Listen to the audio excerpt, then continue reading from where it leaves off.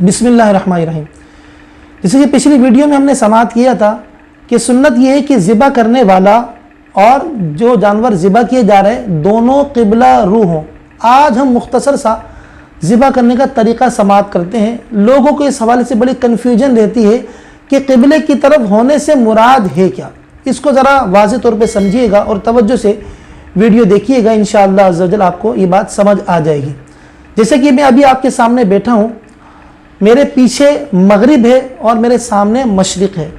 ہمارے یہاں پاکستان میں قبلہ جو ہے وہ مغرب کی سمت ہے، یعنی میرے پیچھے کی طرف قبلہ ہے اور مغرب بھی اسی سمت ہے، مغرب اور سامنے مشرق۔ الٹے ہاتھ پہ شمال ہے اور سیدھے ہاتھ پہ میرے جنوب ہے۔ اب ہم نے کرنا کیا ہے؟ ہم نے جانور کو کھڑا کرنا ہے۔ کس طرح کھڑا کرنا ہے؟ اس طرح کھڑا کرنا ہے کہ جانور کا چہرہ ابھی اس طرف ہو، یعنی جانور کا سر ابھی اس طرف ہو، جنوب کی سمت میں ہم نے جانور کو رک کر کے کھڑا کرنا ہے۔ اب جانور یوں کھڑا ہے، اس کی سیدھا حصہ قبلے کی طرف ہے، یعنی مغرب کی سمت جہاں قبلہ ہے، سیدھا حصہ قبلے کی طرف ہے، اور جانور کا الٹا حصہ یعنی الٹا پہلو مشرق کی طرف ہے۔ جانور کو ہم نے یوں کھڑا کیا ہے اور اس کا سر جنوب کی طرف ہے۔ اب ہم نے جانور کو جو ہے الٹے پہلو پر گرانا ہے، یعنی جانور یوں کھڑا ہوا تھا، اس کا سر اس طرف تھا، اب اس کو الٹے پہلو پر اس طرف گرانا ہے۔ جب اس طرف ہم نے جانور کو گرایا تو جانور کو جو منہ ہے وہ آٹومیٹکلی جو ہے وہ قبلے کی سمت یعنی اس طرف ہو گیا، ٹھیک ہے، اور جانور کے پاؤں بھی اس طرف ہو گئے۔ اب جانور ذبح کرنے والا کیا کرے گا؟ اب وہ اس طرف سے آ کے کھڑا ہوگا اور پھر قبلے کی طرف اس کا منہ ہو جائے گا، اپنا سیدھا پاؤں جانور کے سیدھے پہلو پر وہ رکھے گا۔ کیوں؟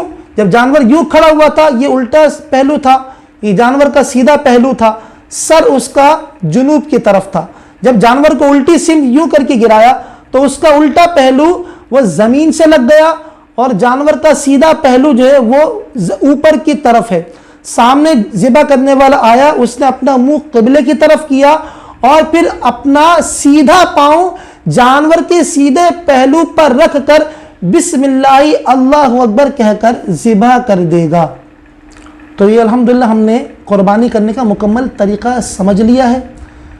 قربانی کرنے سے قبل بھی دعا پڑھی جاتی ہے اور پھر اللہم لکا ومنکا بسم اللہ اللہ اکبر کہہ کر جانور ذبح کیا جاتا ہے، اور پھر بعد میں بھی دعا پڑھی جاتی ہے۔ وہ دعا آپ کو ہمارے پیج سے آسانی سے مل سکتی ہے۔